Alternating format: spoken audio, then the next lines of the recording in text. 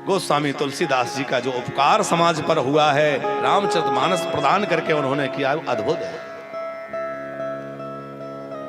अच्छा, रामायण की इतनी प्रसिद्धि नहीं हुई जितनी वाल्मीकि रामायण की प्रसिद्धि नहीं हुई जितनी रामचरितमानस की हुई, क्योंकि एक कथा प्रसिद्ध है, आपने सुनी होगी कि हनुमान जी ने भी एक रामायण लिखी है। अच्छा, कितने लोगों को पता है हनुमान जी ने रामायण लिखी है? हनुमान जी ने एक बड़ी सुंदर रामायण लिखी जिसका नाम है हनुमान नाटक। और वो कहां लिखी, कैसे लिखी? बोले उन्होंने शिलाओं के ऊपर अपने नखों से लिखी। हनुमान जी के जो नख हैं वो बड़े कठोर हैं, वज्र की तरह।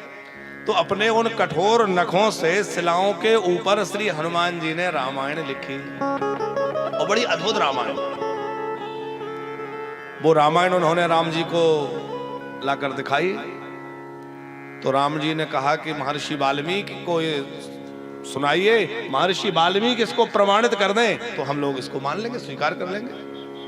महर्षि वाल्मीकि ने हनुमान जी के द्वारा लिखी हुई हनुमान नाटक राम की वो रामायण पढ़ी,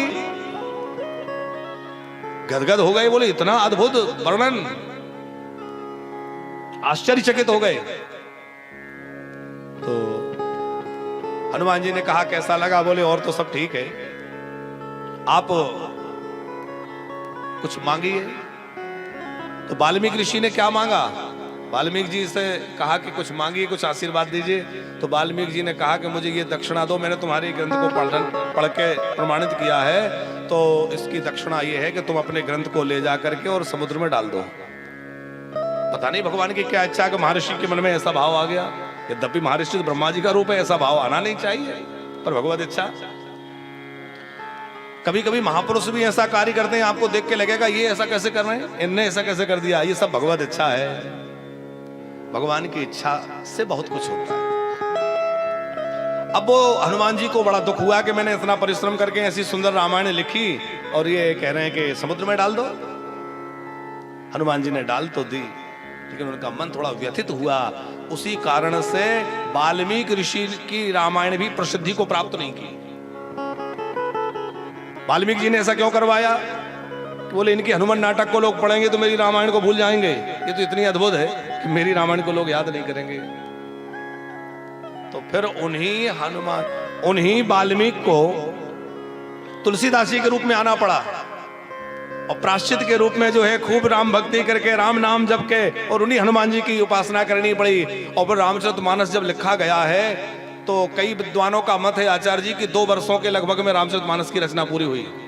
कुछ लोग 1 वर्ष मानते हैं, लेकिन अभी अभी हमारे मलूक पीठ वाले श्रद्धेय गुरुदेव भगवान ने बड़े प्रमाणों के साथ एक बात कही जो हम यहां से कहना चाहते हैं। उन्होंने कई प्रमाणों को देकर के कहा, आप सब जानते हैं वो महापुरुष बड़े प्रमाणिक हैं, वो कोई बिना प्रमाण की बात नहीं करते।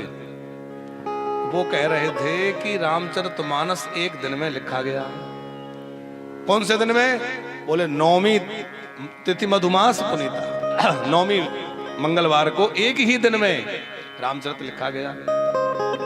उन्होंने कई तरह के उदाहरण महापुरुषों के दिए, कैसे लिखा गया?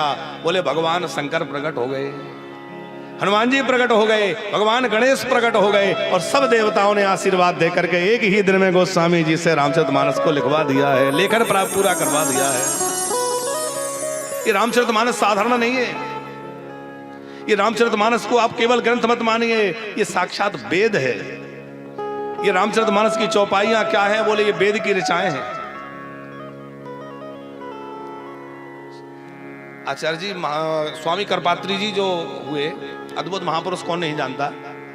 धर्म सम्राट स्वामी करपात्री जी बरसात में चातुर्मास करते थे। तो चातुर्मास में उनका नियम था कि वो हिंदी नहीं बोलते थे, केवल संस्कृत बोलते थे। तो प्रवचन भी होता था तो संस्कृत में होता था, संभाषण भी संस्कृत में। लेकिन वो अपने उद्बोधन में, अपने वक्तव्य में बीच बीच में रामचरितमानस की चौपाइयां गाते थे।